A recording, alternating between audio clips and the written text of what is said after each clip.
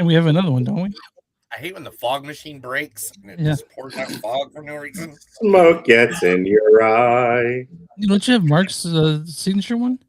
Oh, you mean Mark?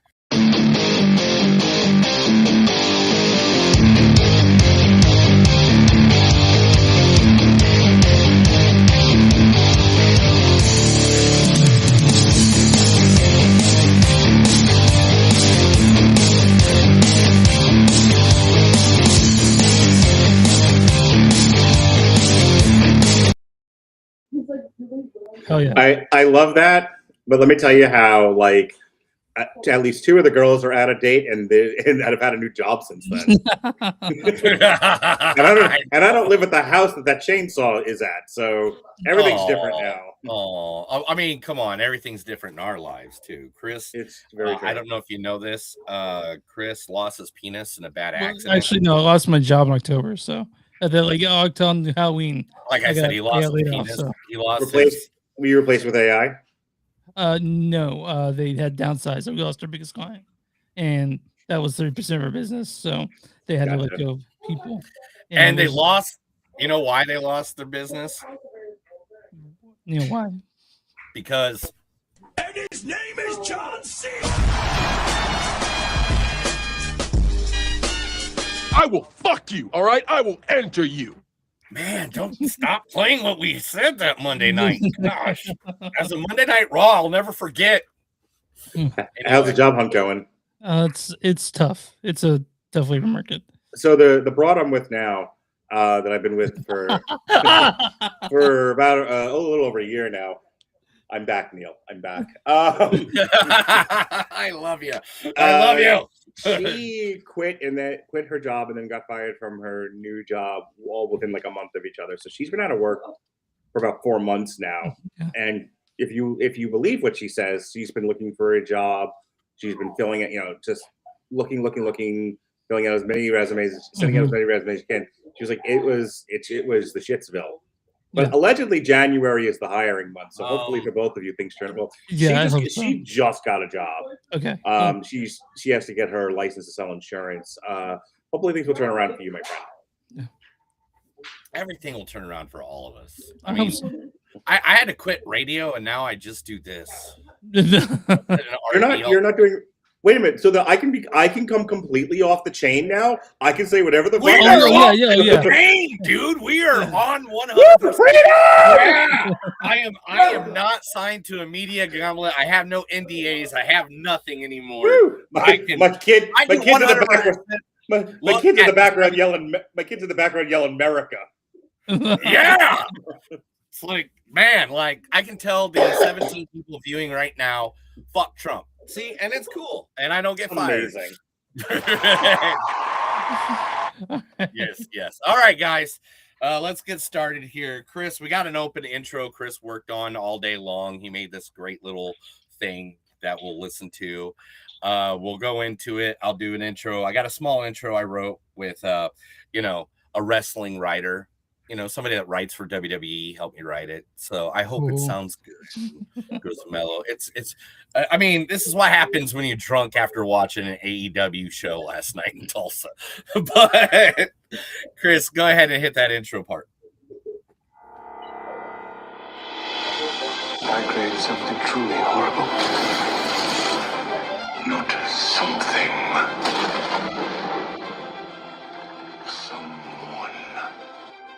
And what do you plan to do if this dream of yours doesn't work out? It doesn't even enter my consciousness. God, dog, what happened to you, Smoke?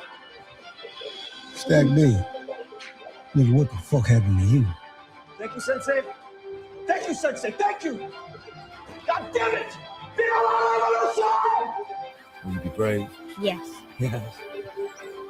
Will you be brave? Yes. Brave? Hard to be in here and not feel his presence. Who? Oh, God. Oh, yeah. Yeah. You're not a Catholic. No, very much not. My people cried for help.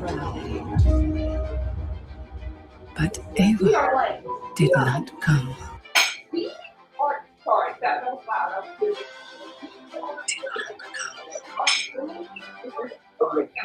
Chicken Jockey comes up a little later.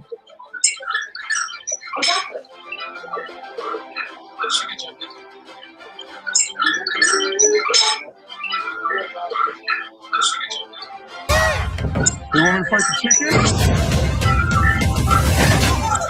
Chicken jockey. Ah!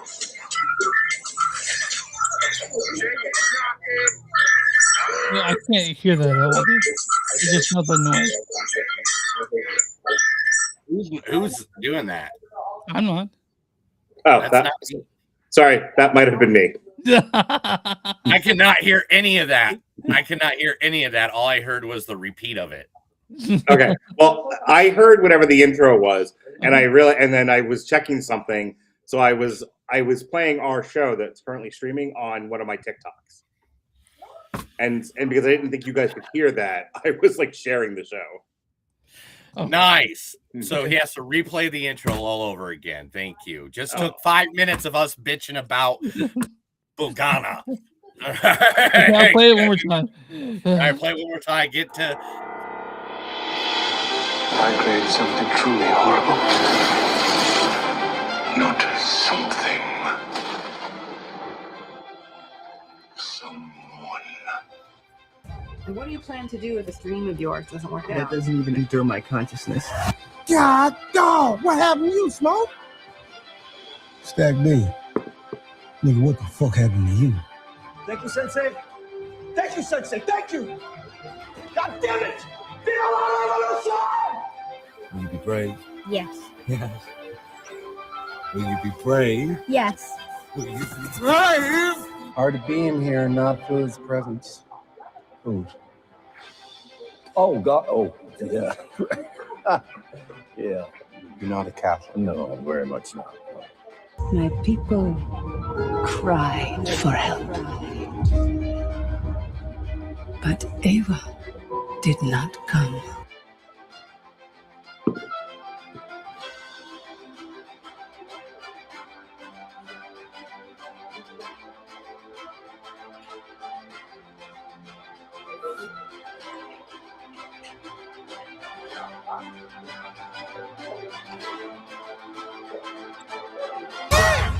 You want me to fight the chicken? Chicken jockey. Start the show already.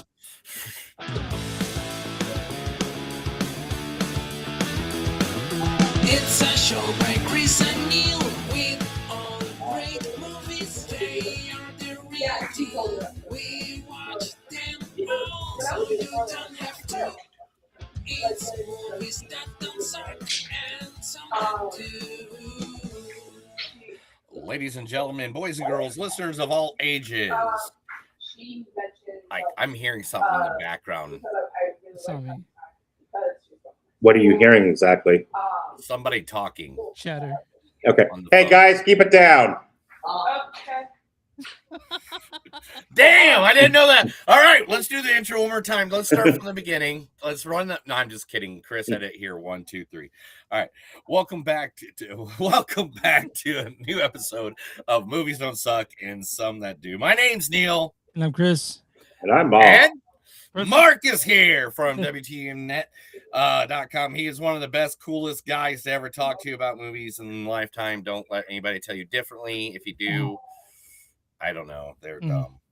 But strap in because we are doing the 2020 best of 2025. 2025 has been one wild, unpredictable ride in cinema, from movies that made us cheer, cry, and scream in awe to some that made us question how the heck they even got made.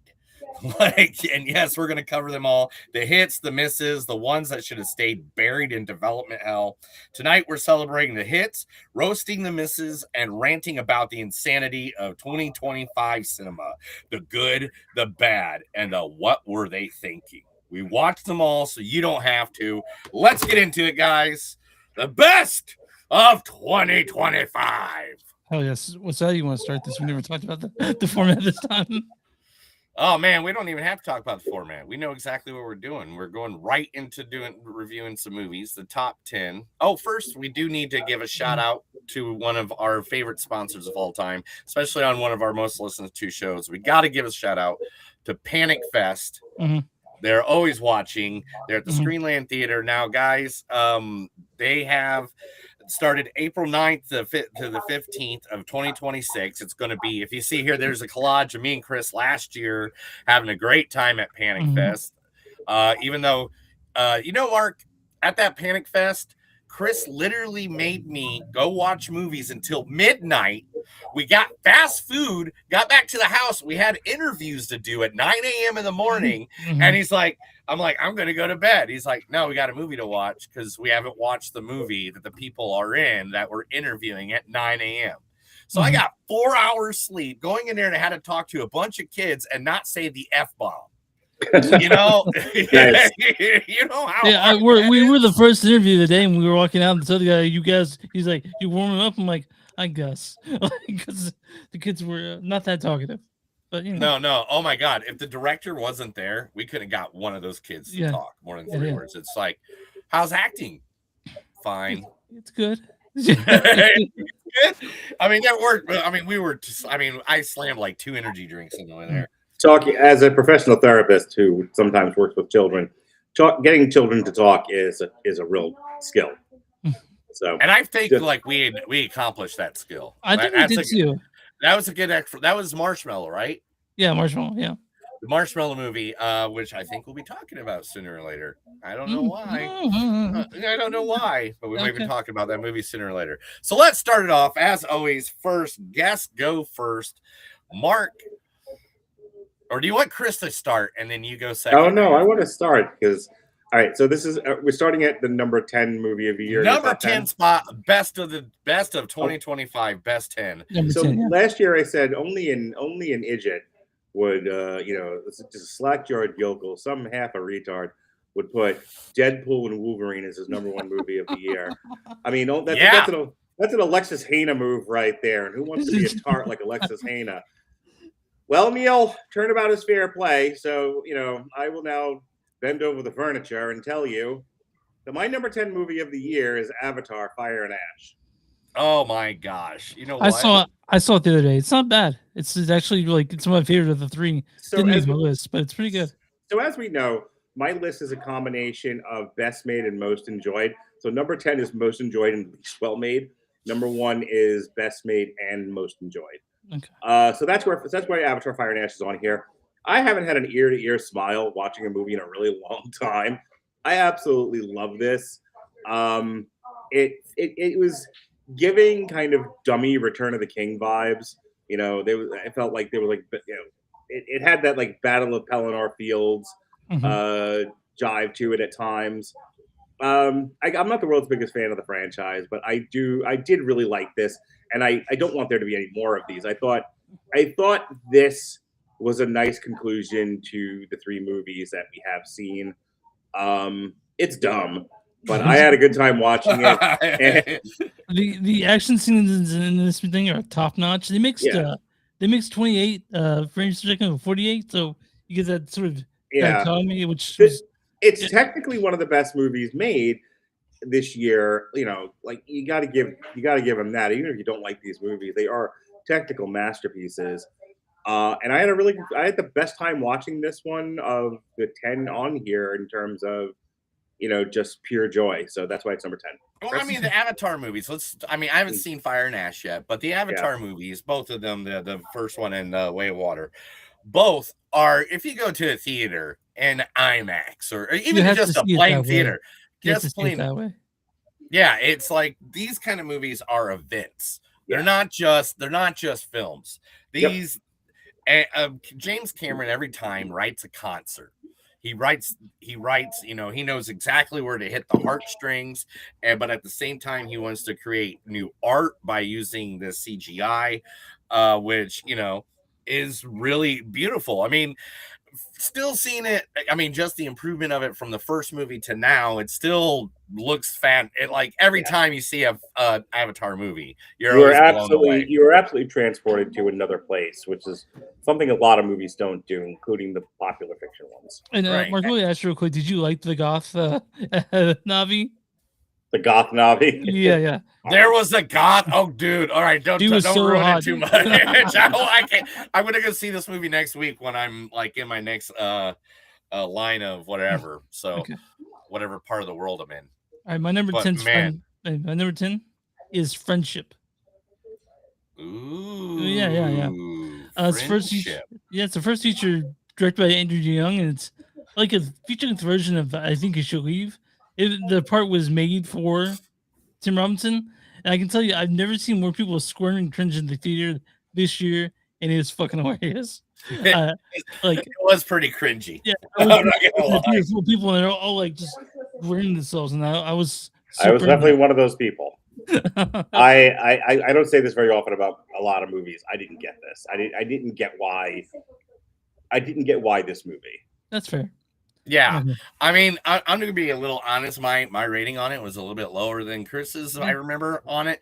And it's like, it got to the point where I like that movie, but it's one of those movies that you're cringing the whole time for this dude. And it's like, when it gives you the cringes that much, you're just kind of like, all right, maybe this dude's just cringy and probably ended up at a P. Diddy party one night. And we don't know it. You know, like he's the guy that brought the baby oil, I think, at a P. Diddy party. And that's kind of cringe I got from the guy.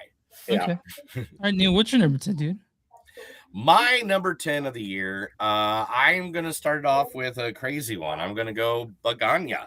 Okay. This is my number 10 because it's one of the most underrated gems of 2025. It's smart, surprising, emotionally resistant all the time. On paper, it could have just been another quirky like indie film, but it wasn't. You know, it like actually had heart in it, and it made you like instead it's bold, confident, and just ever since it just felt very layered. Every scene was layered. I know it surprised you, and it surprised me too. This is on my list. We'll talk more about it when I get there, but it's, you know, it's got my main course Jesse Plemons in it and Emma Stone, and they were both created bar. I don't know if you know this, but Chris has a major man crush on Jesse Plemons. Jesse Plemons, I don't doubt it. Like he's like Jesse Plemons right now, please. And it's a thing that's been going on all year long, ever since Civil War. So it makes me just think he kind of likes it when he gets like shoots. What kind of American are you? I haven't seen Begonia yet.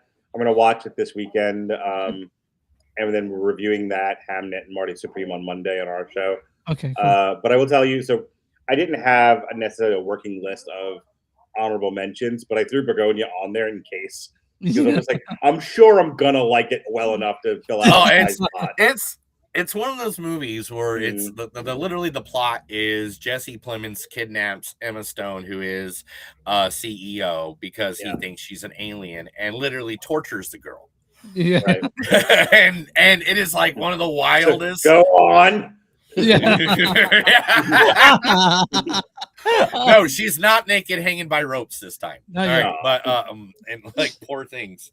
But it is a crazy movie, and the best thing about it, I'm not even gonna tell you, but I'm not gonna give you exactly what it is, but you will be saying this. Oh no, not the beast! Not the beast! Ah! Oh, my eyes! Eyes! Ah! Yes. All about the bees. My number 9 is Warfare. Warfare, dude. Hell yeah! This almost made my list, by the way. Warfare was... Yeah, I never saw it. I tried to get you to watch Neil, and you said no. Yeah, I had like really bad PTSD that week. But yeah, go ahead. Warfare is exceptionally made. It is extraordinarily uncomfortable. Mm-hmm. It is one of those where it's as low as it is on my list because it is probably one of the best movies it's made, but like the least enjoyed. It is a rough movie to watch. Yeah, it's very rough. It's but purposely so. It's not supposed to be a feel good time at the movies. This is it's exactly as the name says. This is a picture of what warfare actually looks like, stripped of the drama. Oh man, it is disorienting at times. Mhm. Like you sometimes don't know who's talking to who or what's happening. And I think it speaks to the very nature of being in the battlefield. So I think it's great. I think if you're a film person, it's absolutely worth a watch. Oh yeah, especially with the sound design in that movie is insane. It's it's terrifying, really. It's like a horror film, really. Yeah. So like people that are friends of mine that are Marines, our Army and stuff like that saw it, and they're like, dude, it gave me bad PTSD. I can't. Yeah, I had to walk out. My daughter, who has obviously not been sent into the war, she's now just 15. But it was like it was. Should have got her young. Should have sent her out in 13, man. 13. I understand. 12 years old. Pick up a gun. But I remember like her reaction to it. So that is overwhelmingly intense. I'm not upset that you brought me because I should be uncomfortable and learn how to deal with that, not run from discomfort like the rest of this generation. Mm-hmm. She might not have said that. That might be me putting words in her mouth. But either way, she was like, that was an experience. And actually, that's where I think she coined the phrase A24 movies traumatized me. A24 movies, that's awesome. A24 traumatizing children for over 20 years. So my number 9 is Frankenstein. Guillermo del Toro's Frankenstein. Right, are we doing the thing where if it's somewhere on my list that I don't get to talk about it again? Because that's my number 2. Okay, we can talk about it right now. Yeah, that's what I'm saying. We can talk about it right now because mine's down the list. Frankenstein's on there too. It's down in those lower numbers. This was Guillermo del Toro's dream project. Like he was afraid to make it because he felt like that was his pinnacle. And I can it ain't getting better than this. Yeah. So the Oscar Isaac and Christoph Waltz in this, but the real star in this is Jacob Elordi, who I hadn't noticed until this movie. It's made only the way Del Toro can make it. It looks exactly like a Del Toro movie, and I thought it's a tragedy, as Frankenstein all is, and I think this one really amps up the sympathy you have for the creature. So I really enjoyed this. Saw it in theaters. It was quite a watch. The only reason why it's not number 1 on my list is because there's one other movie I specifically enjoyed more than Frankenstein. Yeah. But Frankenstein is by far in between across technical, so good. The best movie made this year. Oh yeah, it's incredible. The screenplay is really great. This is a movie that reminds you that Oscar Isaacs could actually act. Everything about this, I know we have to get through 10 of these, and there's a lot to do this, so I'm gonna try to keep this brief. But everything about Frankenstein including its Miltonian reading, is absolutely stellar. There's just one other thing I like. There's one other movie I liked more than it, and that's the only reason why it's number 2 on my list. Okay, Neil. Man, no, I'm just gonna have to go with you guys on the Frankenstein thing for a second. I got a word on about it, but they made Frankenstein sexy. Yeah.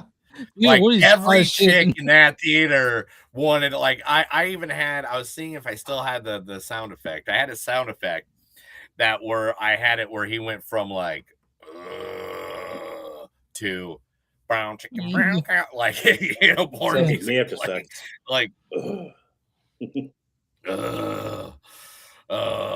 Usually me after sex, I'm just laying around. I'm not wearing any underwear.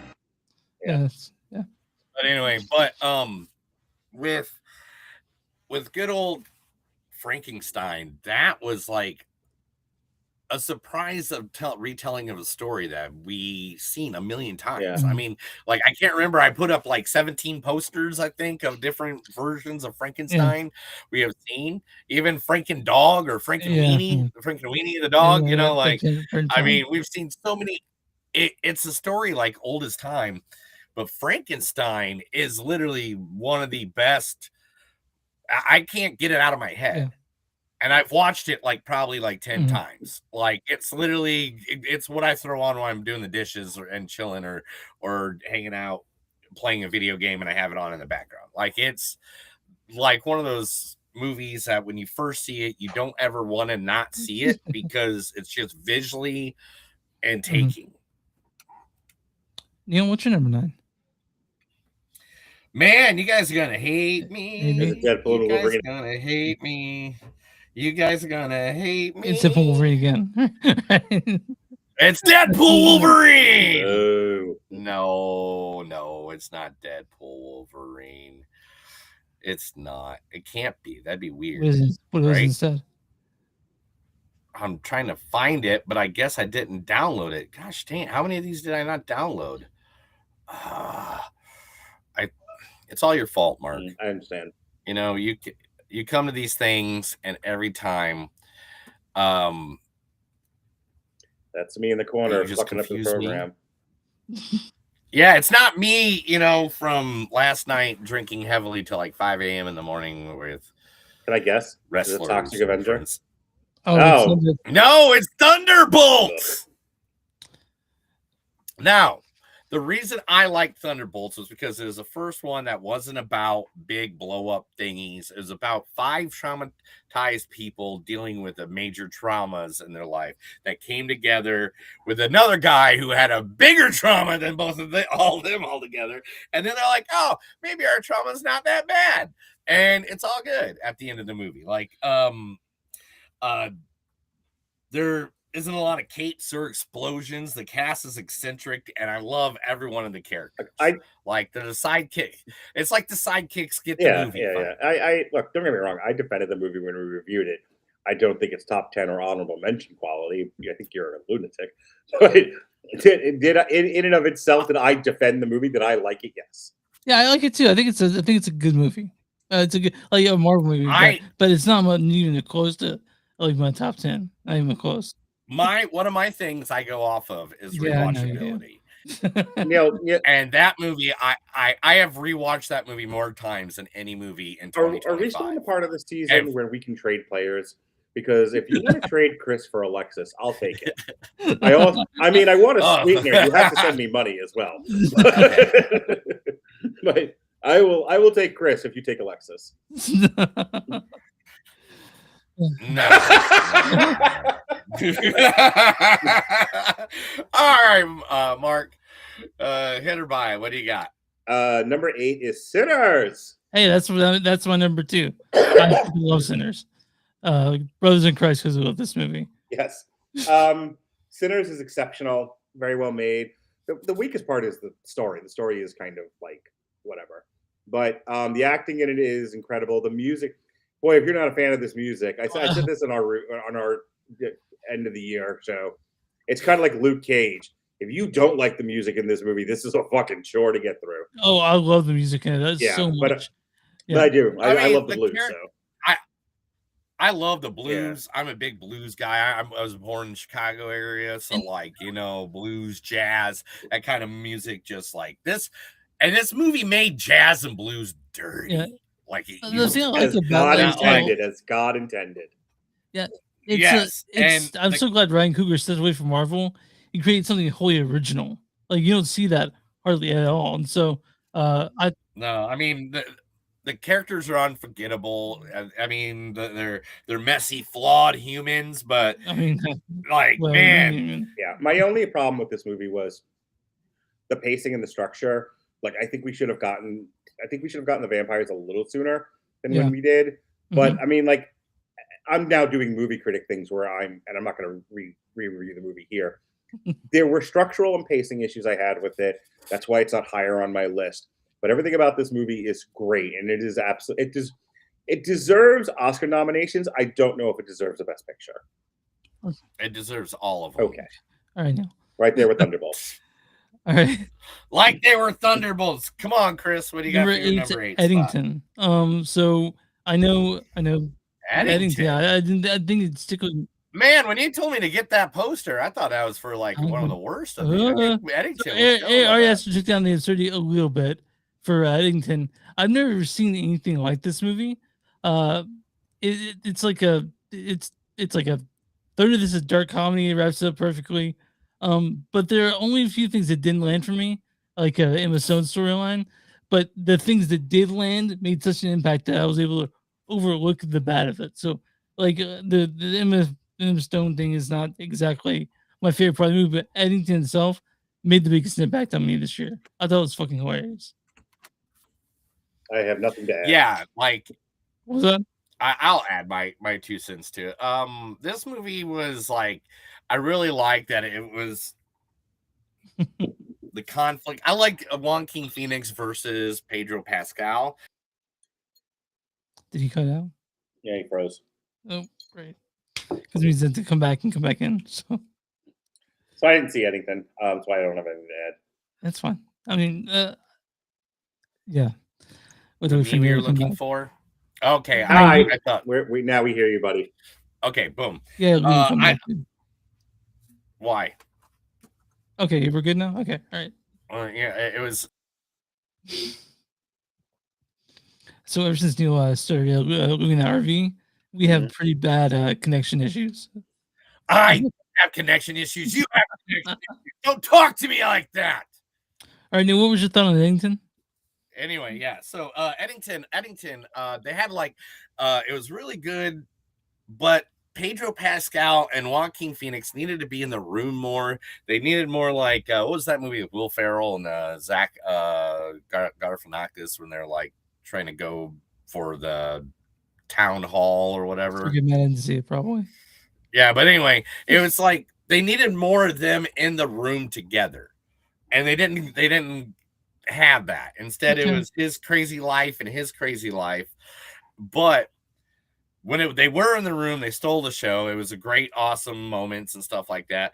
But it was at a point where too many of the pandemic movies came out where someone doesn't wear a mask, someone wears a mask. We get it. There were a bunch of idiots during the pandemic. We were there. We all dealt with them. We're not going to say who they were. What cousins' names, the aunts and uncles, but we will put all their addresses at the bottom of this episode for you to go talk to them. I'll go ahead and put that in the episode description. What's your number 8? Number 8 is going to take a second because my computer doesn't. God damn it, Neil. I have this stuff on another screen pulled up for me. I know, but boom, it's Weapons. That's one of Weapons. It is one of the best. It's one of the best movies of 2025. It doesn't just show violence, but it makes you feel it when it comes like on there. The death scenes are just nuts, and then the whole twisty turny at the end. Literally, I love that they're already rushing a prequel of this movie. Hopefully it doesn't suck like the Conjuring films and stuff like that. I fucking hope not, because I've been waiting for this one since Barbarian. Zach Cregger made Barbarian. This is the second one, and it's better than Barbarian in my opinion. It's a fresh new voice in horror, and I can't wait to see more of what he does. And this is like literally the cinematography in this is sharp and brutal and beautiful. And like the pacing never lets up the whole movie, and it's done. I remember I felt like the movie was 15 minutes long. Mm-hmm. I was like, wow. Alexis and Robert both, if this was on there, I think this was on their list. They raved about it. They reviewed it. I did not. I've not seen it yet. Oh, you gotta check it out, dude. It's the best. It's one of the best horror. It's probably the best horror film of 2025. Or like it's horror is kind of a loose word for it. All right, Mark, we are at the number 7 mark. Go. Springsteen, Deliver Me from the Nowheres. I watched it this weekend. I liked it.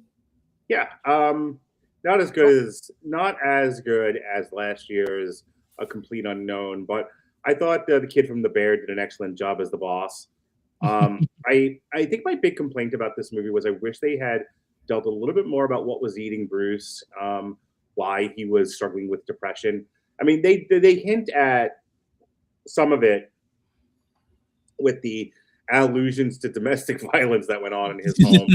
But wow, but again, who hasn't experienced some level of mom and dad screaming or pointing at violence in the home or whatever. So it's a normal thing these days. Well, the thing, it's been a normal thing since the end of World War II, at a minimum. But my point is, like, don't treat Bruce Springsteen like precious, and then spend the rest of the movie like, oh, he's just dealing with so much. It's like, no, you have to do a little better job of showing me why. But outside of that, I think like showing how much Bruce sweat and how much he put into his performances. Yeah. I think, you know, I used to love VH1's behind the music. Yeah. And I love a good like How the Sausage is Made documentary on albums or songs or whatever. Mhm. Like I love Metallica, Some Kind of Monster. Yeah. That kind of a thing. And so that's kind of what this felt like. It was this trip through the creation of that album and then Born to Run.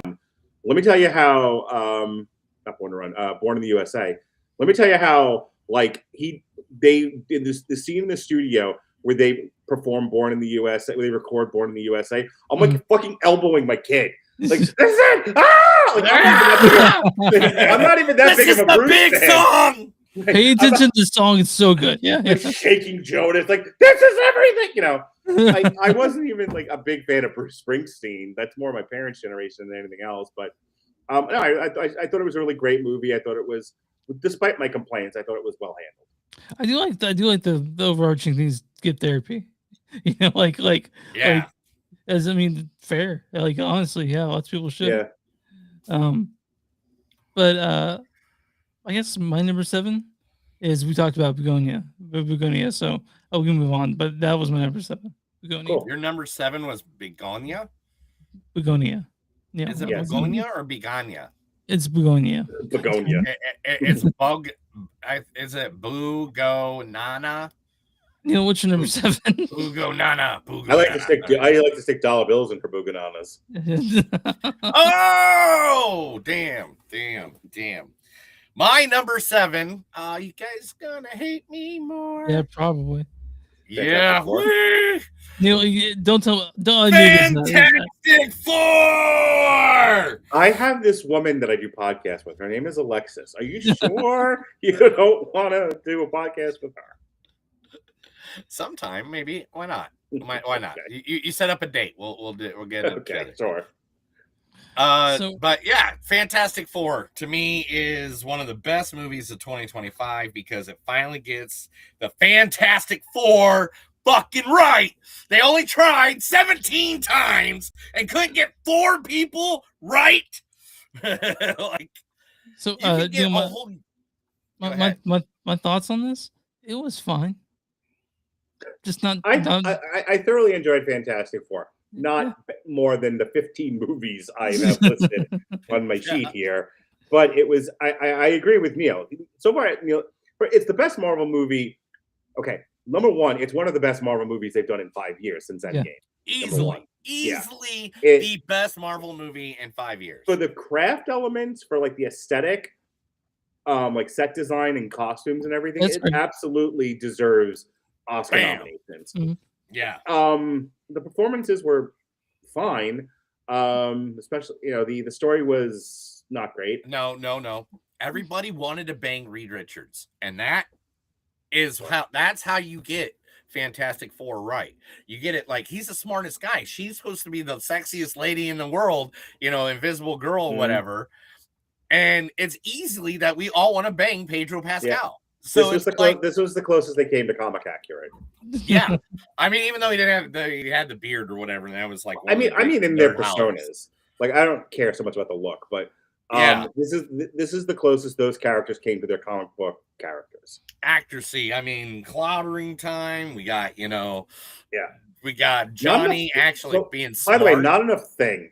That like it annoyed me that the Thing didn't play more of a prominent role. Yeah, you're right. I'm with you. That one more thing is they had deleted scenes. I guess they took out for time, but there's more of the relationship between him and the teacher that they only kind of like show for like 1 or 2. Yeah, scenes. I said that in my review. It was like they should have been more of him and the teacher. But like, look, if they put everything in there that I think they should have, this would have been a 5-hour movie.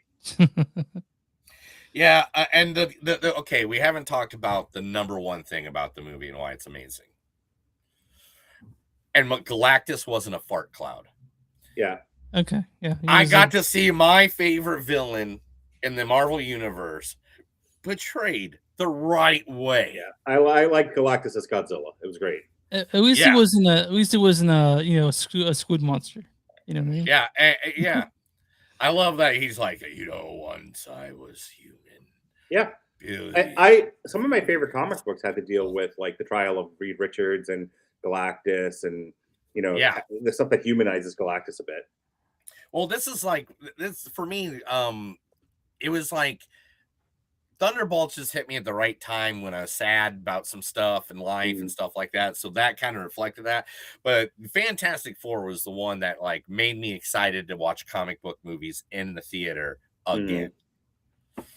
Thunderbolts was right before I quit my job at the jail, and I was and I'd been watching a lot of internet criticism, and I was really angry. So, so you probably were like, you're like, fuck that movie, fuck that. I was Flesh Pugh.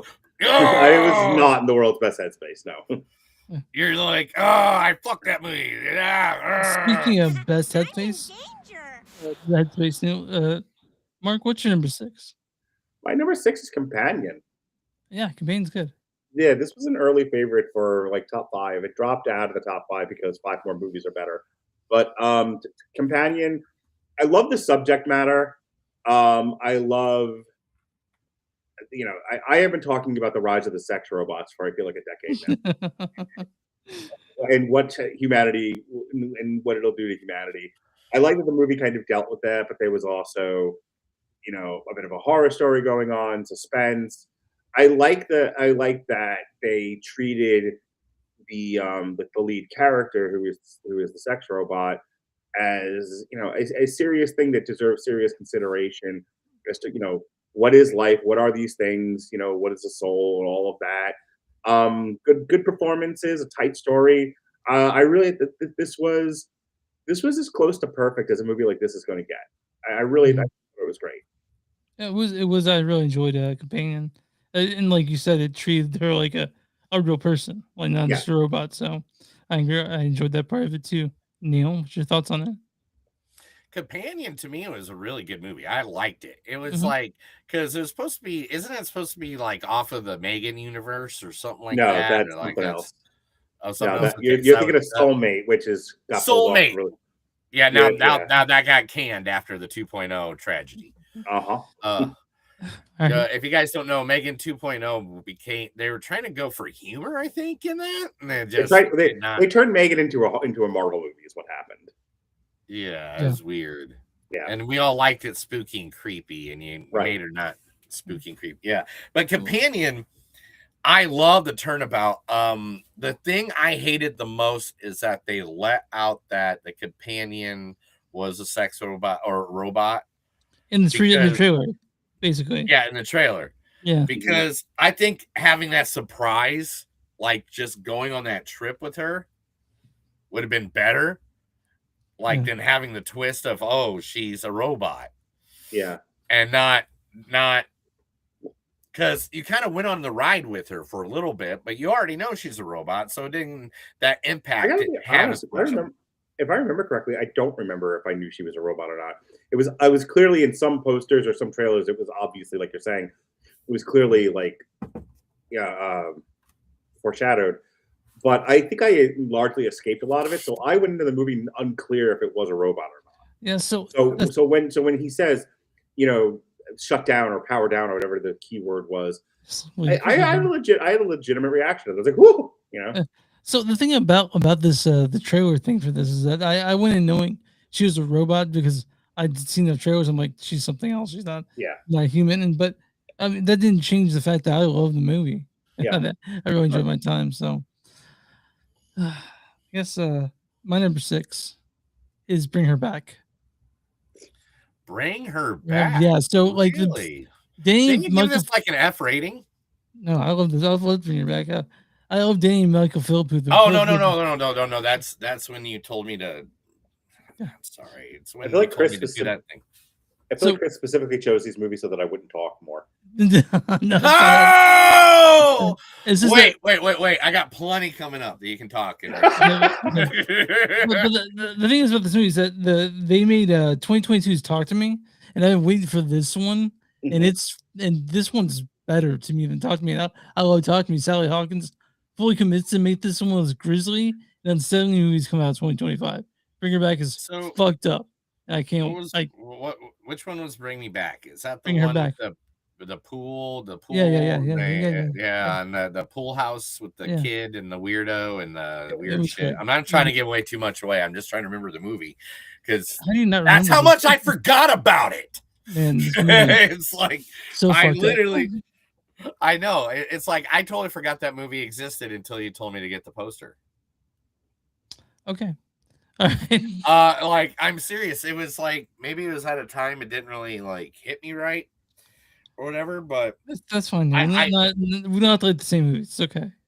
No. It's fine. I'm just saying my part of this is that then I went back and watched a little bit of it. I got like 20 minutes in and I was like, oh, okay, this was a decent movie. I just forgot about it. Maybe I was high that day. Who knows? I live in Tulsa. That's legal.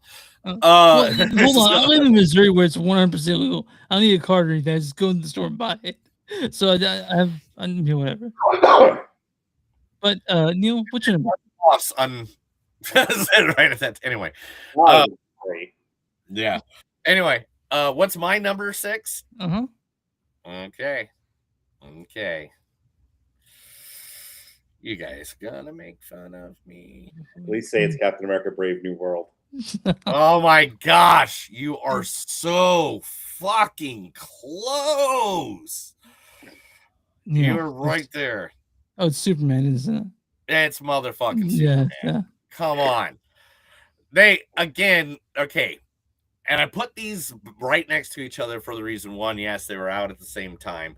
But I did go to Fantastic Four, and Fantastic Four got me in the mood to see a superhero movie. So thanks for that, because then I went into Superman like the next day and watched this movie. And Superman is right for the first time since Christopher Reeves. You know, he's not either a guy trying to copy to be Christopher Reeves or a moody emo fuck from Kansas, I guess, that has no sun. I guess the state of Kansas has no sun in Zack Snyder's world. But in this one, the sun actually exists and it's bright and colorful, like a Superman movie should be, just like a Superman comic book. Like, if you want dark and moody, yeah, go find the Batman. If you want happy, fun people and hot, fun, spotlighty, good stuff, awesome. And introduce characters from the original Superman comics and the Justice League, the original or Justice Society of America, the JSA. Metamorphosis, Guy Guardian, I guess was Justice League, but Guy Guardian, the Green Lantern, and introduced Mr. Terrific. Like literally, they're missing Hourman, Sandman, and Dr. Fate are the only 3 they're missing, and they could have the entire Justice Society of America, the original 1941. So me being a superhero geek and seeing guys I never thought I would ever see on screen, done right, done great, had a good time, and Nick Holtz as fucking Lex Luthor. Like, I believe that he wants to destroy the entire society, easily. It was fun. I liked it. I defended it when it came out. I liked Vulnerable Superman. It was definitely a change of pace from God Superman. Yeah. And those are your 2 interpretations of Superman. Mm-hmm. There is the God that falls to earth, and then there is there's the more human Superman of here's a guy who just happens to have a lot of powers and he's struggling with all of those things. But it's humanity that makes him what he is. It's humanity that restrains his superpowers, et cetera, et cetera. That's how it stops him becoming the Injustice Superman. Yeah. I liked it. It was fine. Yeah. I mean, James Gunn kind of bores me now, but because he's got a kind of a one-trick pony. But this iteration of Superman, not my favorite, but definitely an enjoyable movie. Certainly not in my top 15. Yeah, not my top 15. I liked it though. I get it. Some of us read comic books growing up. Other people just masturbated while watching Dark Corners. I have this friend. His name is Chris Bailey. You'll love him. You guys can talk fun. You and him. This was, by the way, I meant to say this at the start with. This was Alexis's 3rd favorite movie of the year, and I kicked her off the podcast. Oh my God! Really? I initially removed her from the frame, but then I put her back in again, and then she gave me double middle fingers, as is our love connection. So, Right. my question number 5. Are we go? Whoa! Yeah, whoa, like whoa, propriety, whoa, sir. whoa, Do we have to do the bottom? Do we have to do the bottom part? Sir! Oh, my sorry. God. Have you not remembered the layout of this episode? I remember. Are you yelling at me? Yeah. I'm the one telling Yeah. you, like, we No, have I'm to do telling- the bottom part now. Are we doing the worst now? We're talking about the worst movies you saw The this year? worst. Oh gosh. Okay, I pulled up some stuff for this because I think Are we doing? All right. Are we counting down from 5 to 1? yeah, 5 to 1. I think so. Okay, I'm just gonna keep going then. Okay. Hold on, 5 to 1. 5 to 1 when it comes to the worst. Yeah. Okay. I want to preface this by saying I got called out on my show by Robert for being a coward for picking my number 5. I assure you, I do nothing for clout.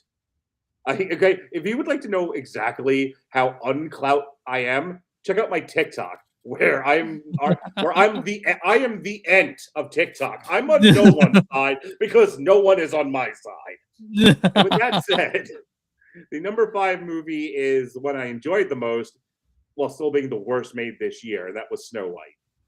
Okay. I had a grand old time at this thing, just laughing at it. I pulled my dick out It to was eat on the so screen. It was horrible. It was so horrible. It was like the most horrible. Like I didn't understand any of that. Like I didn't understand how you don't understand what the concept of Snow White is. And I mean, like, how many times did they reshoot Lord of it? the Rings. And look, at this point, picking on Rachel Ziegler is going to constitute a fucking hate crime. So I'm not even. Yeah, let's not do that. No. Yeah, but I'll tell you who made me laugh the hardest of this is Gal Gadot. Gal Gadot trying to do Evil Queen and sing, and she's not a good actress to be. She was good as Wonder Woman because she didn't have to emote. And, Yeah. and her best acting feature was her body. Oh. Now she's got to be here and singing and dancing. And it's like, oh, this doesn't work. My God, now I understand why the Palestinians want the Jews out. She's horrible. Oh my God! Oh, dude. I mean, I. Oh my God. All right, I gotta rewind this for a second. And I just need to say one thing to you, Mark, right now. And that is, Shut your bitch ass up. like, dude, come on.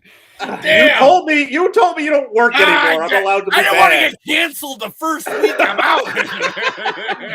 Just send them my way. I'm right, already so what- arguing with TikTok communists. That's, I'll take them all on. I'm Tommy Dreamer. Do you just want to do all 5 of yours and go through them? Cool. The Hand That Rocks the Cradle. Ugh. We didn't see that. Yeah, we did. It is an argument for stop remaking movies and putting them on streaming services. This is fucking terrible. Oh my God. Like at first I liked the concept of The Hand That Rocks the Cradle. I was like, okay, they're gonna make it a little edgy. But then as soon as it looked like it was gonna be a little edgy, it wasn't. It was like fucking watching All My Children or like Days of Our Lives or something like that. It was like, we're getting edgy. Yeah. And then we came You back wanna hear from the about a movie that commercial break, completely- and all of a sudden that's nothing. Yeah, if you want to see a movie that completely missed the point of the original, it's The Hand That Rocks the Cradle remake. It was terrible. Star Trek Section 31 made me hate Star Trek. I don't. Oh my God! I don't ever want to watch another Star Trek show or movie again. I'm glad we're done with Strange New World, because at this point I don't want to deal with Star Trek anymore. That's how bad Section 31 is.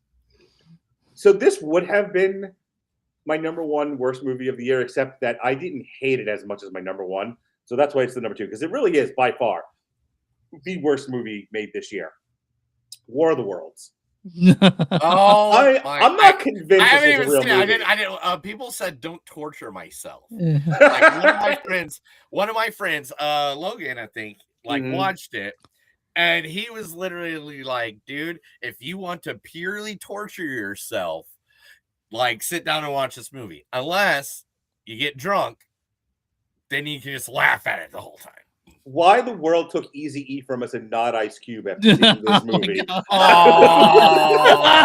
damn! I mean, what an atrocity this was. Yeah.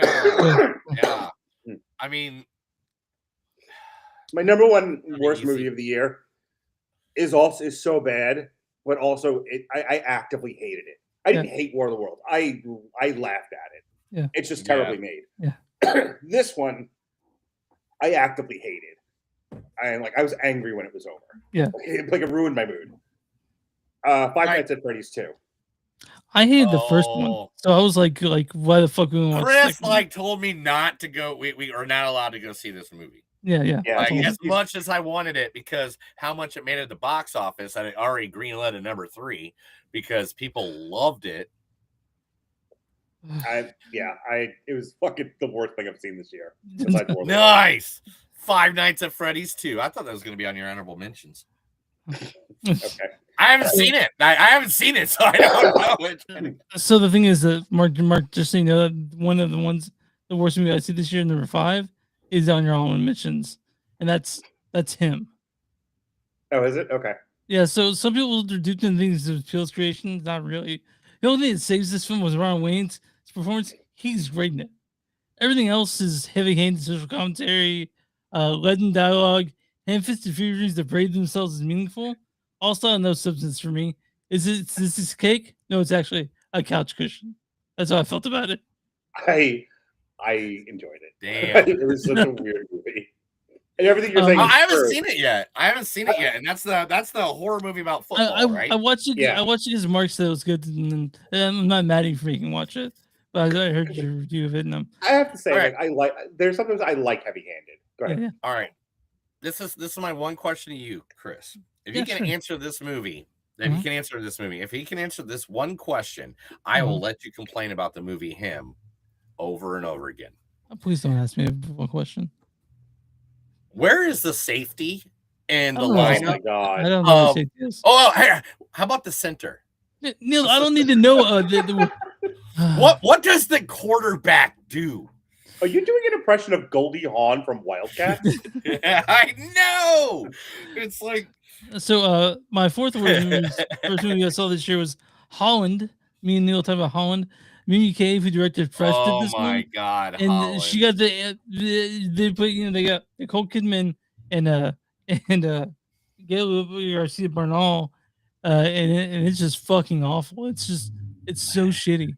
And oh my God! I didn't think it was the worst thing made this year, but I didn't like it. No. Yeah. And then my number 3, Now You See Me, Now You Don't. There's an overstuffed sequel that no one asked for. I did. I asked for it like 10 times. I actually called them up privately, and I was like, "Send me sequels." I don't Now think You See Me, Now You Don't. Dude, we don't need 9 main characters at all. Like yes, we do, Chris. It's literally the thing right now. Tell me a movie that doesn't have 9 fucking main characters in it. It sucks, dude. It's so bad. And let's see. Wake Me Up Dead. Wake Up Dead Man had 9 main characters in it. What other movie did we have this year like that? Jake Kelly had like 6 fucking main characters. Materialist had 19 fucking 5 members.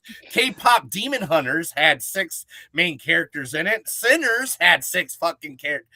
What movie are you talking about that doesn't need a cast like that? Neil, we both talked about how we didn't like this movie. Oh, I hated it, but still, I hate that. I hate that you use that to make that a bad movie because there's so many good movies out there with big casts. Okay. Number 2, Wolfman. Acclaimed director Leigh Whannell turns it out this slow hunk of shit. It fucking sucked, dude. I couldn't wait for this to be over when we're watching it. If we could get 10 bad movies, this would have been on it. Oh yeah. It's terrible. And, I expected something more from the director, but it was garbage, man. Finally, the movie I hated most this year, I could not stand The Electric State. The Rose Brothers, the shiny clusterfuck. I haven't hated a movie more than this in a long time. I can't stand The Electric State. What a piece of shit. See my previous copy of Wolfman. Like if we had gone to 10, this would have been this would have been somewhere in that second set. It was not good. I can't fucking stand this movie. But I watched The Hand That Rocks the Cradle. So okay, before Neil gives his bottom 5, if he gives a bottom 5 and one of them is one of my top 5, can I just talk about it then? Yeah. So that we don't talk about it twice. Okay, because I have a sneaky suspicion. Okay. Neil's gonna be like, I saw this, this, and this. These are all terrible movies. It's gonna be like all my top 5. You really think that Conjuring: The Last Rites is in your top 5? It is not. I didn't even see it. Okay. Yeah. talking about putting a nail in a fucking coffin, putting the dead body in the ground, the dirt's on it. They paved it and said, "Fuck that franchise. We don't Thank want God anybody it's gone. like this ever." Thank God it's We don't gone. like that movie was the biggest piece of horse shit horror movie ever. They just copied and pasted everything from everything else, and it looked like you could tell that Nora and Patrick did not give a fuck. My favorite thing about all the Conjuring movies, they always end because the power of Jesus Christ saved them. Like the power of Jesus, and that definitely is not a happy moment in my life. Being a huge atheist and all. Yeah. I hate this because they are three of my favorite actors, but I fucking hated The Materialist. The Materialist was boring as shit. Nobody really mattered. They're all bad people. Like the rich guy by Pedro Pascal's like, we should just probably stop fucking now, right? And I go fuck other people. And she's like, yeah. And I'm going to go get back with the guy I've been kind of cheating on you with the whole time, but I really wasn't, but I was, that movie was just nuts. No. I didn't hear his hands. I think Mark still might be able to hear us. I'm fine, guys. Did you want me to blow my nose on camera? No. Yes! Blow your nose on camera. No, don't do that. Wonderful. Please. Okay, Neil, what's your number 3? I can't do that right now, Chris. I can't do that because my fucking. Don't you have 3 screens? Like. Yes, but one of them I just accidentally pushed out of when I was freaking out about him blowing his nose for some reason. Okay. All right. So give me a second. I'm trying my best here, guys. I'm only one guy. One guy alone in the dark in an RV. When do we do the honorable mentions? Number 2, right after number 2. Okay, got it. My number 3 of the year was G20. I can't believe narrowly missed my bottom 5. Yeah, it's terrible. It's terrible. Oh my God. I want Viola Davis to be a badass in everything she does. I want to see Homelander in different roles. This was not that movie. Like, I wanted to, I so love them so much, both as actors and actresses, but man, you could tell these fuckers, and you know, it just goes great with, what goes perfect with, G20. What's that, Neil? That's right. The Gorge. Number 2. Yeah. What the fuck was that? I didn't hate as much as you, but I didn't like it. It was so boring. Yay. And it's like the thing that they're like, the thing they're going after should have been more creepier and more like, never seen it. You should never, there's certain movies where you should never see the horror creature. Just like, I never want John Carpenter to tell me who the thing was at the end. He knows. He wrote it. He's not telling you. But, that's one of them. And number 1, Chris, we agree on something. Yeah. Yes, number 1 is that shitty fucking robot movie, The Electrical State. Thank you, Neil. My God. Neil, I didn't know that we hated it, but you did. I wanted it to work so much. Because you're a Russo Brothers person. You wanted to suck their dick for a while. And they instead they jizz in your face. So I wanted it to be awesome. I wanted it to be crazy and good. But it wasn't. It's like I was just staring at the screen like, dude. Hello. It's John C. Anyway, number 5. That Electric State. Yeah, you're number 5. Number 5 that's movie of the year. My number 5 is Jay Kelly. Jay Kelly? That's on my honorable mentions, yeah. Absolutely love Jay Kelly. Robert and I just reviewed it like a week or 2 ago. What did he think of it? His problem with it was, if the movie industry is going to be this self-critical, hey, you know what the movie industry can do? Fucking fix it. Like, you're like, he's a little tired of Hollywood either patting itself on the back or feeling bad about itself when it has all the power to make changes with how the system works, and it just doesn't. that was kind of the- Robert's takeaway. Mine was deeply personal. I talked about this on the review, so I'll keep it really brief here. I really empathized with George Clooney because while I did not make a lot of professional sacrifices, and then not have time with my kids, I did not make a lot of professional sacrifices so that I could be there for my wife and kids. Right. And I will continue to be there for my kids, but I am no longer married. So, it just made me reflect on that. And I got really sad at the end of the movie and I cried a lot. I kind of had a minor nervous breakdown. Yeah. Right. Because, when he was like, can I get another one? Can I do over? Like, yeah, it's kind of how, again, I was the best father and husband I could be. And in some cases it was appreciated and some it wasn't. Yeah. And I'll just leave it at that. But like, I really felt for that character. I also felt for Adam Sandler, who is going down that primrose path to where George Clooney was going, and stopped himself before he went over the falls. Yeah. And I really like to me, like that's the hero of this picture, is Adam Sandler, is knowing at some point you have to stop giving to the black hole and give to the people who love you and you've been taking from. Go ahead. Me and Chris watched this together, and I was sitting there like on his couch, laying there, and I was like, "Yeah, I'm gonna go to bed now." like literally, it was insane. So actually, I left his house and went back to my RV, but like literally, it was just like it was really sad. It was like I hated the downfall of I guess not the downfall, but this reflection of life that he had. Yeah. And he realizing how much of it he missed and didn't like literally do. And now he's like, what do I do now? I mean, what do you appreciate what he made? This movie literally made me go out, sell my house, buy an RV and a truck to go across the United States of America with no worries. What do you do when the world no longer wants anything from you? That was my takeaway from Jake Ellie.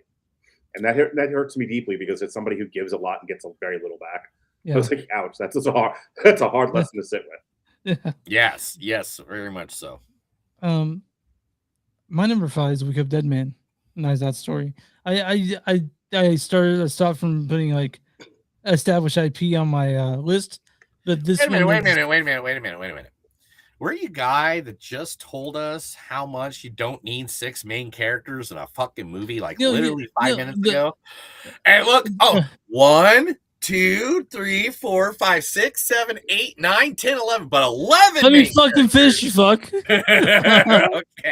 Rian Johnson made it work, all right. I love I love these movies.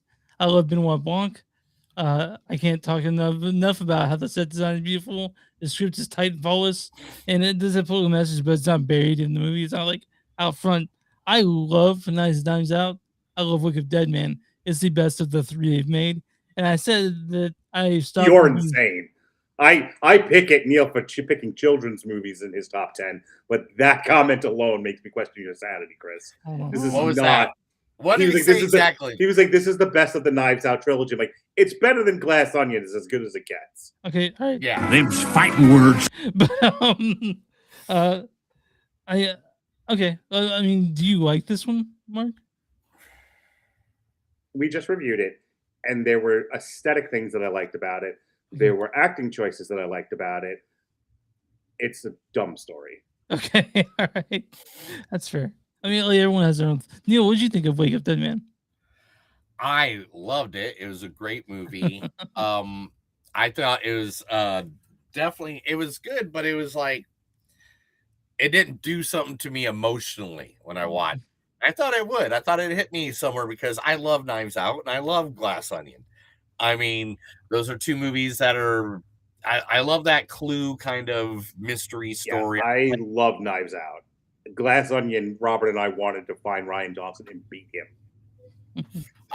Sir, he gave us Batista and a Speedo. Yeah, that was the best part. Look, don't get me wrong. Best part of Glass Onion. And whiskey. Don't forget whiskey. Batista in a Speedo gets a full Popeye. But you know, Batista and Speedo couldn't save that movie. Neil, what's your number 5?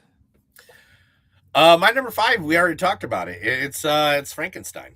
Okay. All right. Yeah, my like number- it's really cool. So it's one of my favorite movies of the year. I love them. Sexy Frankenstein, people. It's sexy Frankenstein. That's your best way to say it. I watched Sexy Frankenstein at a bachelor party years ago. Listen,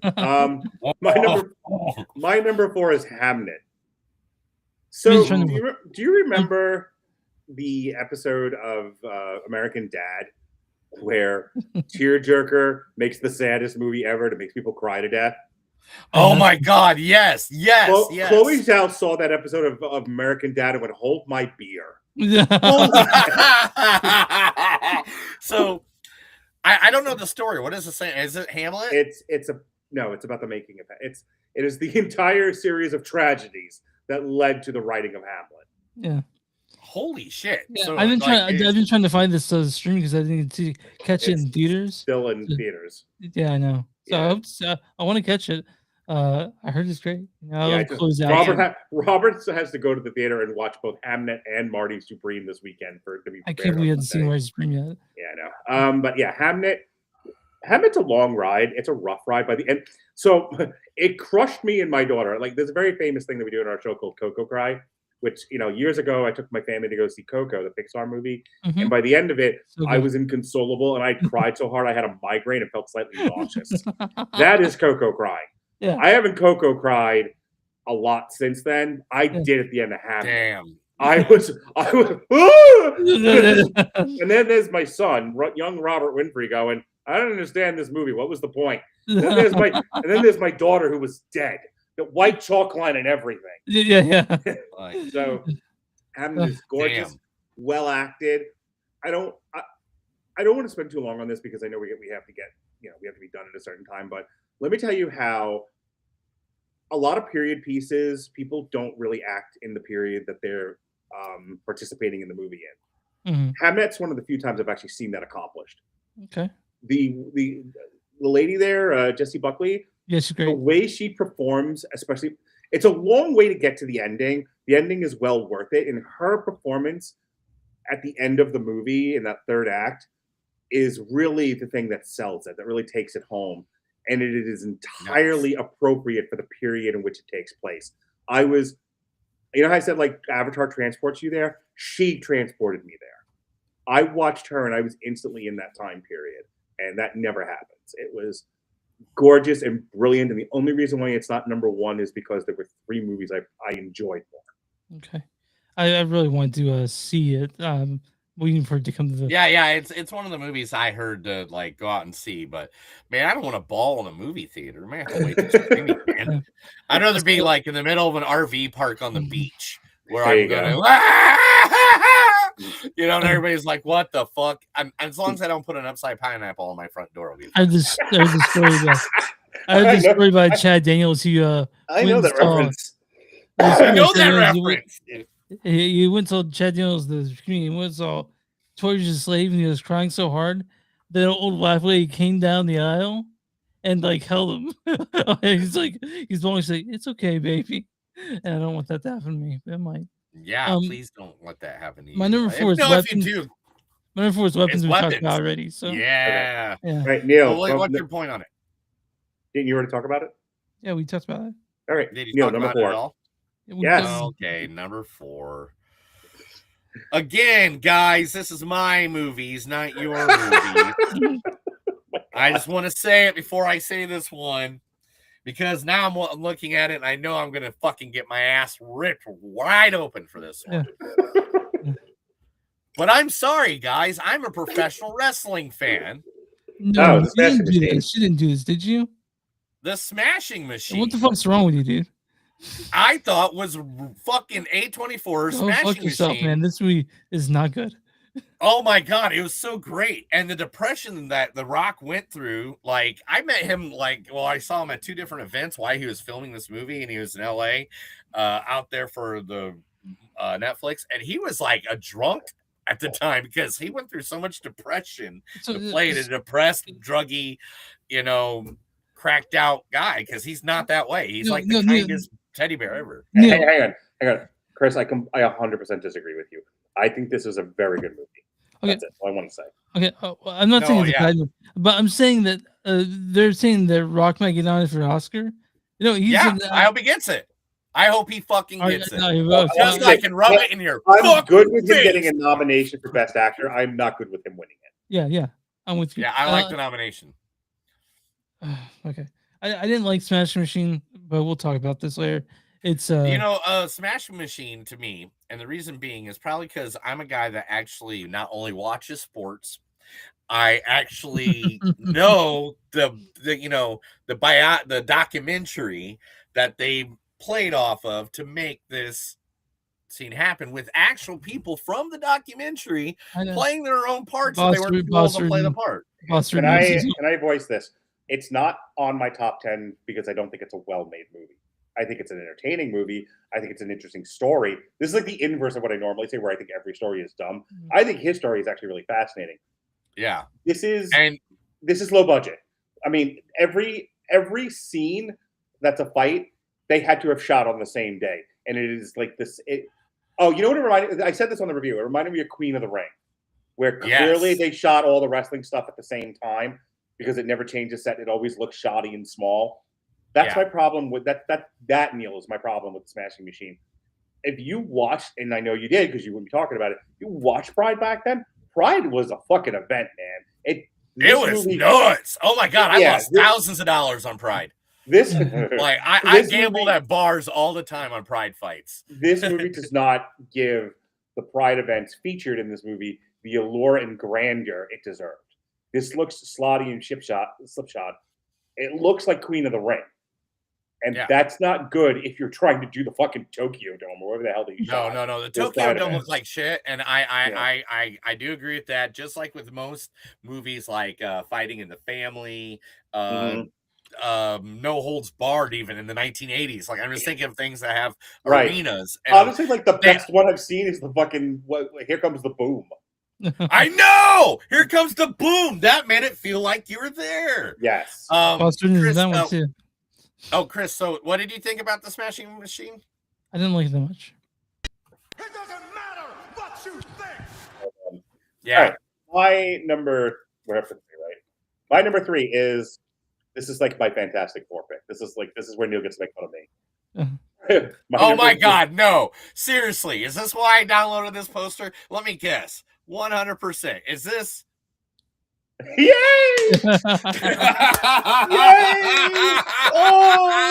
Oh, Nana. I called her Nana, not Nana. Sentimental Attachment, the movie. I have my little Italian grandma teaching me about being a farmer in Sicily and showing me all the wonderful Oh my god, I love this. Oh my god, I absolutely adore this movie. I cried. I raved about this. It is a perfect movie. There's nothing wrong with it. Okay. I'm not gonna lie. Did we watch this for the pay-per-view? No, we didn't. Okay, I was just laying on the couch one day and I hit it on Netflix. It was like I think it was like me, my in-laws, and my wife were actually just after dinner and we popped this on. This was adorable.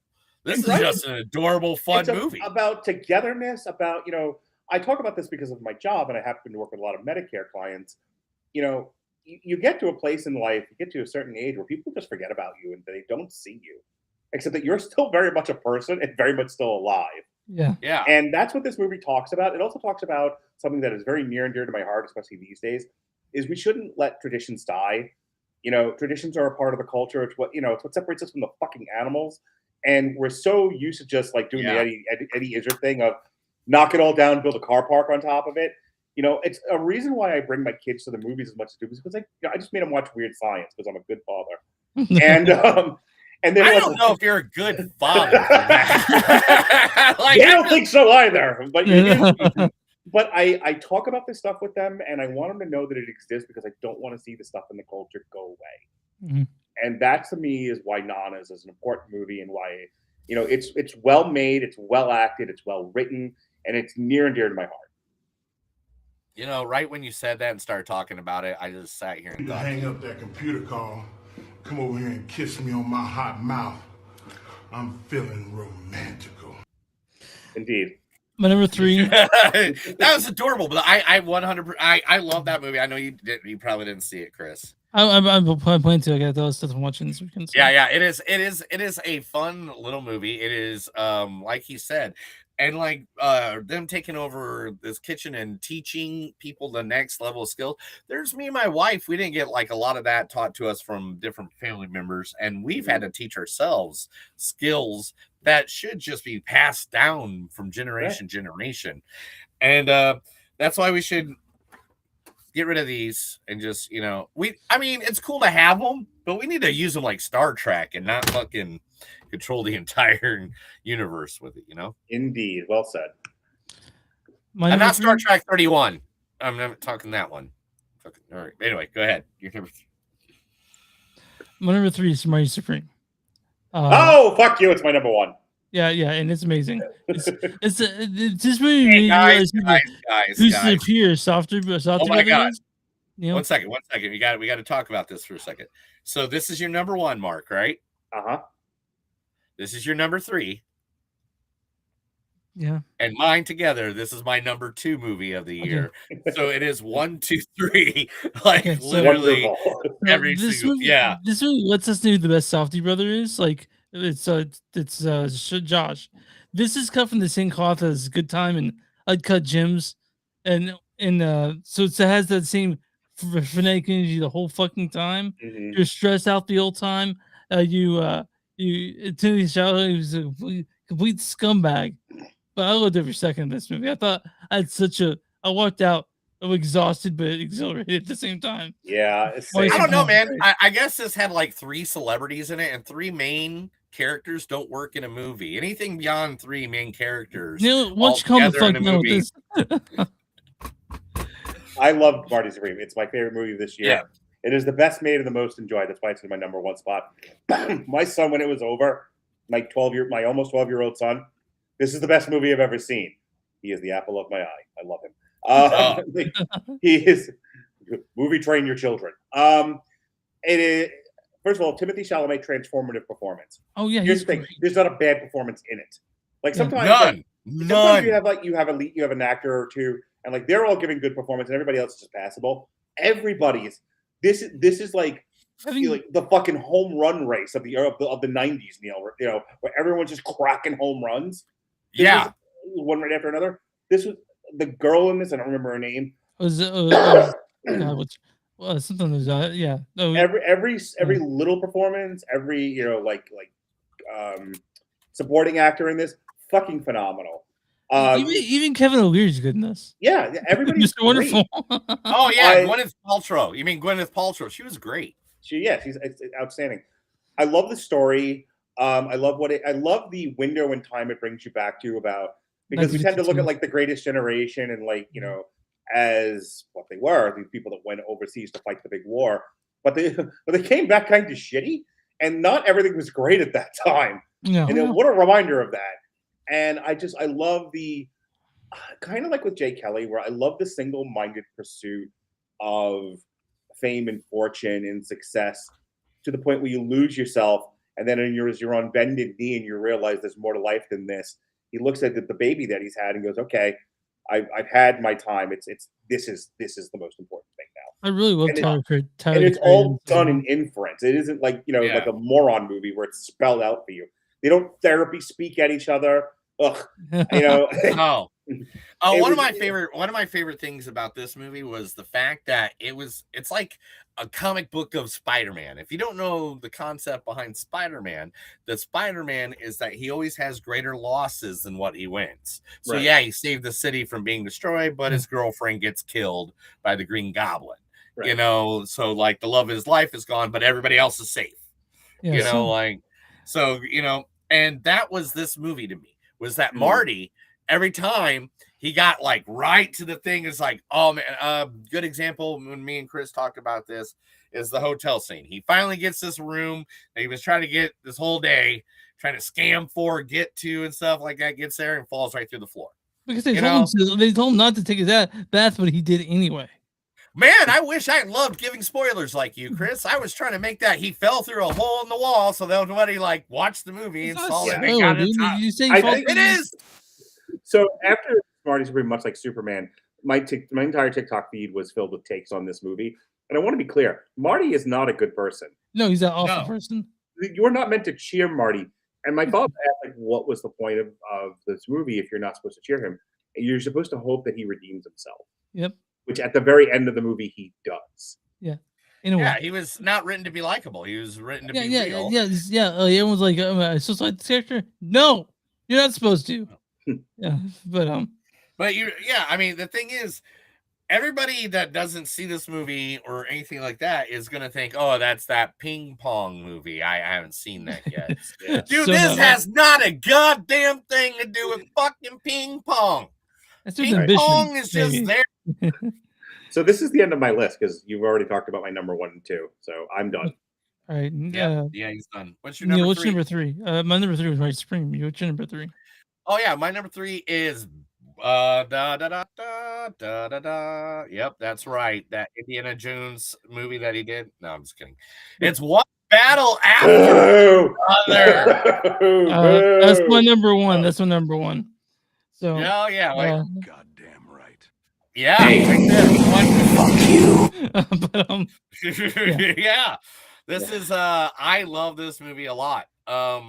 Eat a dick. Viva la Revolution! Like literally. This is PTA's best one since There Will Be Blood. It's his funniest, zaniest. Sean Penn went on their best supporting. I was in rapt attention for 2 hours and 45 minutes. And it's probably the best time I had in the theater this year. Hail Santa. So, but Neil, I'm sorry I interrupted you. I just wanted to talk about it a little bit. But the movie, I like it because it doesn't rush. It lets tension build. It lets the characters sit in their choices and make every confrontation feel earned. By the end, you're not cheering, you're thinking. And any movie that leaves you thinking instead of just checking your phone has done something right for me. This is a horrible movie. Mark, go ahead. I hate this movie, bro. Okay, I'm gonna keep my comments on this short. And then I guess after this, I'll go into my honorable mentions. Thank you. Here's an opportunity to talk about what radicalism is and what it does and the cost of it and why people turn to it. And then they don't do that. Man. They don't do any of that. This movie is... why'd you make me realize that? Is the Sound and Fury signifying nothing. This is about a father and his daughter, and they could have been anything. The fact that it's like, this is such a bait and switch movie. This is one like of those Amy Fairfowler ruining Raiders of the Lost Ark. Right? Kind of. This is, look, you guys know that I'm when it comes to like my personal politics, I'm pretty like middle of the road on a lot of things. There's some things I'm more liberal about, some things I'm more conservative about. But I'll tell you, One Battle After Another is why conservatives hate liberals. This is like, you're so fucking proud of your own opinions, and then you don't say anything, and you don't stand for anything, and that's this whole movie for me. I fucking, the one thing about the hill, the very end hill chase scene, and how that ends, that's fucking great. That is legitimately great cinema. That's one of the greatest scenes in cinema, man. And Leonardo DiCaprio is a great actor. I would take nothing. He is in a bad movie, but his performance in this is fucking great. I thoroughly enjoyed him. The chick can fuck off, as can her mother in the movie. Let me tell you, I won't take up an hour and a half discussing the bank robbery scene at the beginning of this movie, where with the proud black woman. Ugh. But me and Robert spent a long time talking about how terrible that scene is, and not because of what they're doing, but because of what that scene is and what they're trying to accomplish, like what the movie's trying to accomplish. It is just fucking awful. The best thing about that movie is when I went to go to see Halloween Horror Nights, and I saw a guy dressed up as Leonardo DiCaprio, and I went, "Ha, I know what you're doing." And the guy corners me. He's like, "Oh, you saw it? Didn't you? Like, how many times have you seen One Battle After Another?" And I had to run away. Like, threw my kid at him. Like, here, take this. What? All right, Neil, what's your number 2? Because we already talked about it. We already talked about number 3. My number 2 of the year is none other than Marty Supreme. I already said that. Marty Supreme. Okay.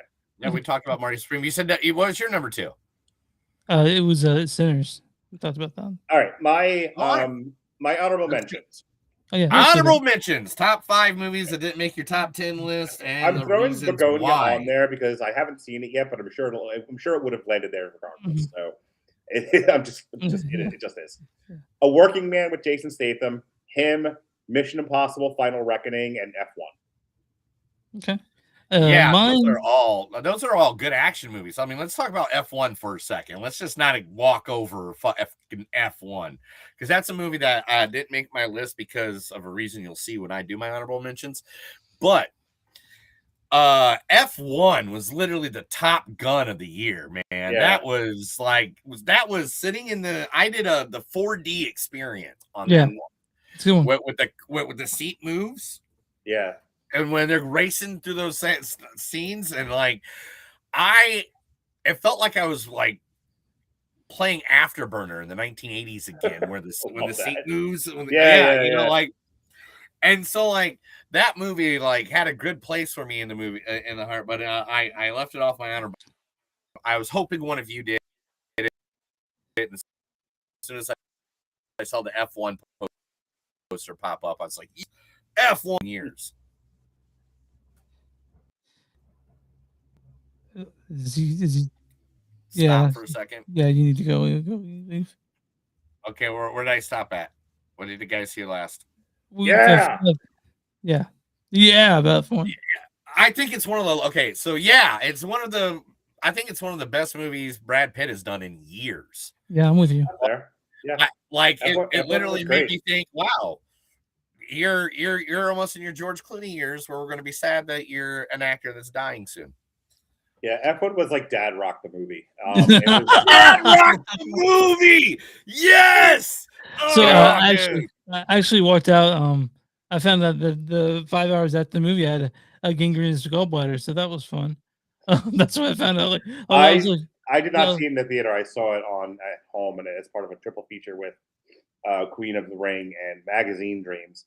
And I remember that show. And Robert and I were like, "Yeah, F1 by far the best of the 3." Yeah, it's a solid movie. You know, it's definitely made for older men, and there really isn't a whole lot wrong with it. It's really great.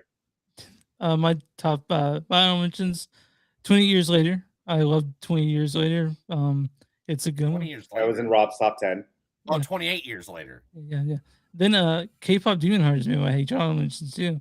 I really like K-pop Demon Hunters. Dude, how can we not give that an honorable mention this year? I mean, it literally broke Netflix. I literally broke Netflix. I still haven't seen it, but Alexis and Robert loved it. Yeah, it's just fun that makes you bop. I'm surprised Robert loved it because he wouldn't need to see fucking Barbie. But yeah, and name another soundtrack where 3 songs had place number 1, place number 2, and place number 3 on the Billboard charts for weeks. And then J. Kelly was when there were 3 of that. Number 2 is Utopia 2, and number 1 is The Monkey. The Monkey was on Alexis and Robert's list. Ozzy pivots from straight to horror to comedy horror, and it mostly lands. It's not the best one, but it's pretty good. I like The Monkey quite a bit. Neil, what's your top honorable mentions? Oh yeah, man, I cheated. So I just want you to know that I cheated a lot on this one. Okay. How'd you cheat? Well, first I gave a slot to one of my favorite movies from Panic Fest. Okay. And that, of course, was, if I can find it, it's called. I put them alphabetical too. There we go. Marshmallow. Yeah, that's a good one. Yeah. Marshmallow. If you don't know what it is, Mark, it is a movie about like kids and cabins in the woods, right? And there's this horror movie character that's out in the fucking woods about to kill him. Well, that's when they do a little twist, and it goes into a complete sci-fi. It's a complete different take on the cabin in the woods with the kids. That you don't really see coming, and then when you see it, you're like, okay, I should have saw that coming the whole entire life. And then because it was literally my favorite movie at the Panic Yeah, film. fast. And these are the kids that wouldn't talk to us, but we had to have the director talk to us. Kids, the director did shots with me that night. Yeah, Like yeah. literally, it wasn't all that, but it's the movie itself, and I love the concept that you can take something that's old and been done 5 million times, and just like the last year alone, and make it new to me. So that Yeah, you one can rent for $3. You can rent for $3 on Amazon if you want to. It's pretty good. All right, so this is where I cheated at.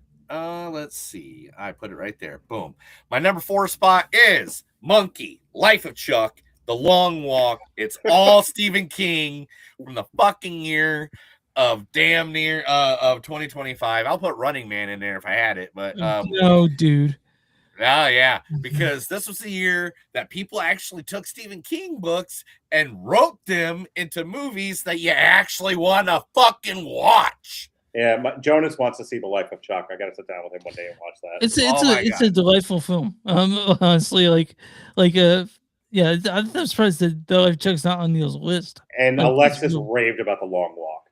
So I even been told I need to watch The Monkey, The Long Walk, Weapons, K-pop Demon Hunter. There's a whole bunch of movies. Mark Hamill as a bad guy is always going to win my heart. I mean, so number 3. We already talked about it. The biggest movie of the year, K-pop Demon Hunters. That, I mean, I'm going up, like everybody knows that song. Name a person that doesn't know it. My wife knows that song, and she didn't see the movie with me. Like my wife knows that song. She didn't watch it at all. But she watched it once, and I wasn't really paying attention. I had to sit down and watch. I'm like, this is a fucking good movie. Oh yeah, you want a good movie? I got a good movie. Number 2. Good boy. Yeah. Good Boy. Did you see Good Boy? No. Good Boy is all. Good Boy is a whole perspective from a dog going through a horror movie. No, Mark. You think it sounds ridiculous and funny? It's not at all.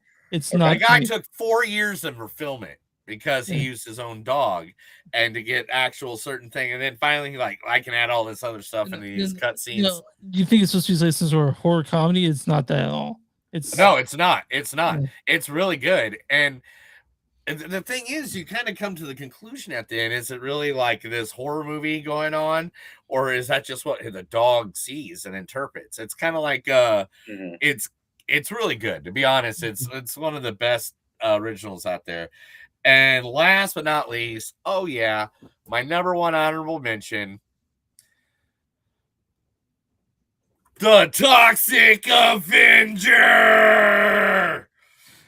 So I'm not a big fan of the original. So this was just a movie to me. My god, this movie made me laugh so hard I fell out of my chair in the theater because I laugh at dumb horror movies that do gory things for no reason.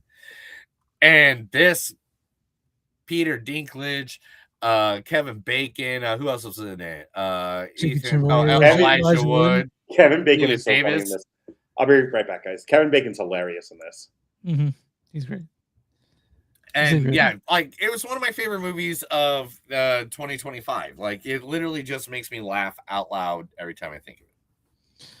Yeah, I liked it, but it didn't make my list. I know, because you're not fun like me. That's true. That's why aren't you fun like me, Chris, anymore? Why? Man, 2025 is a weird.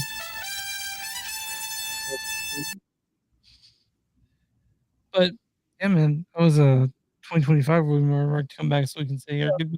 What's your number? What was Mark's number 1 of the year? What was it? I think it was Marty Supreme.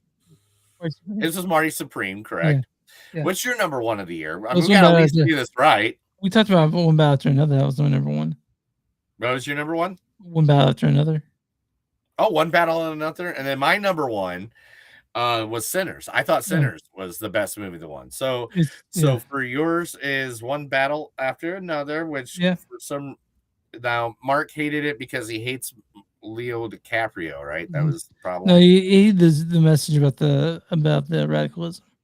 So man, okay, yeah. And you hated, what movie did you hate? Him. That was the one, yeah.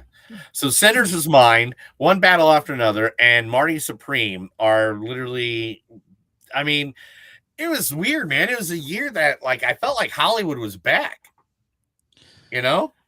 Because, like, there's a couple of years where it's like all streaming movies are winning, which I understand, pandemic, blah, blah, blah, all that.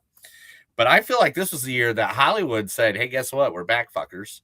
I mean, Disney made $6 billion for the $6 billion in the year for on its three movies.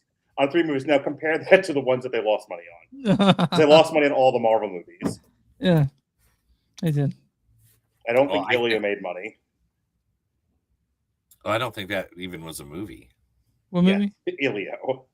Oh yeah, exactly. Yeah, was it? Yeah, I forgot that existed.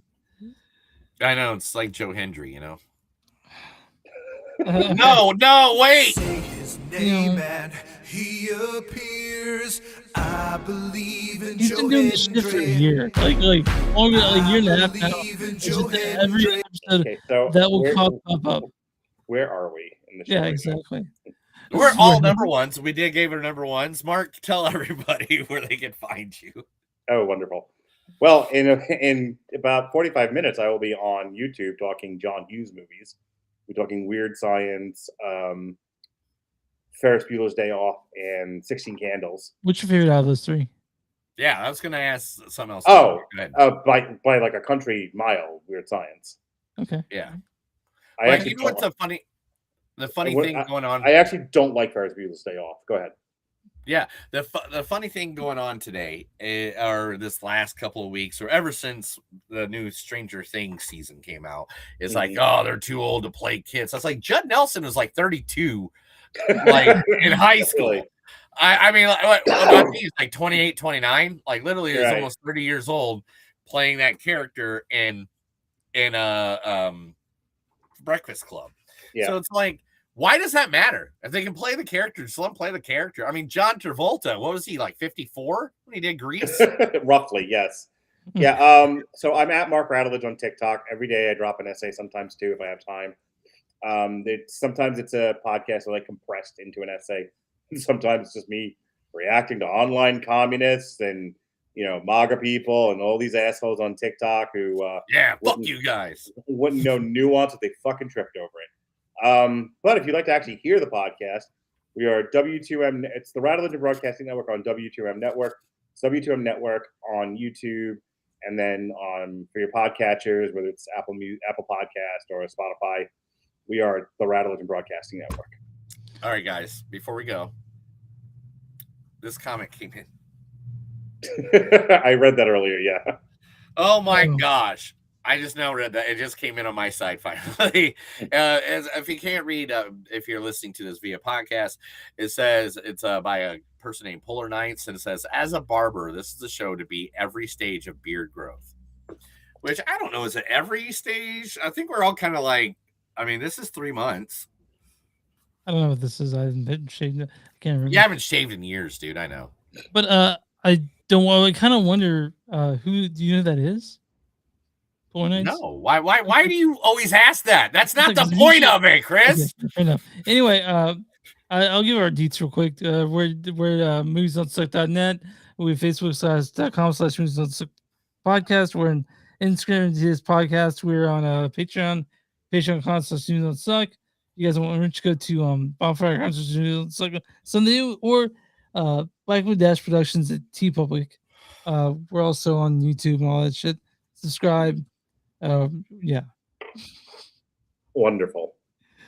Guys, thanks for having me on again. It's been an entire year. We didn't get to do any of the shows that I wanted to do in 2025 So we'll have to make it for that 2026. Yeah, hopefully I'll get to come back. Send us your schedule and we'll jump. He does, man. He does send us a schedule. And does he? Yeah. Yes.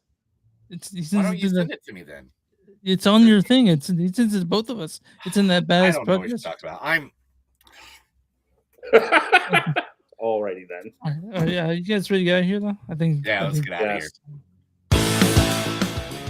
That was another episode of Movies Don't Suck and Some Do. My name's Chris. I'm Chris. I'm Mark. Did I just say my name's Chris? You might have said that. Yeah, we got to start it over. No, I'm Sleepy Joe. All right, we'll start over. All right, Neil. That's it. That's another episode of Movies Don't Suck and Some Do. My name is Neil. I'm Chris. I'm Mark. Remember, guys, no matter how hard you try in life, sometimes you can make great movies, sometimes you can make worse movies, but sometimes you just need to realize that stop making fucking sequels, all right? Just stop making sequels! Cause that's the bottom line. Cause Stone Cold said so. All right. See you guys later.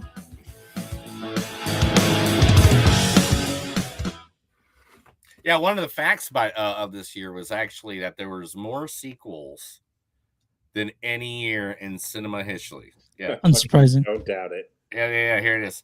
Became the year where sequels outperformed originals at the box office more than any standalone films. That's why so many films are going to streamers, because studios know where the bread is buttered. Yeah. All right, guys. This was honestly. Thanks again for having me on. I appreciate it. I always love doing your show. Oh yeah. Thank you, guys. See you later. We're gonna say goodbye to everybody too. Thank you all for watching. Make sure to follow Mark, follow us. Go to WTMnet.com. Go to all our platforms, like, promote, notifications. Mark's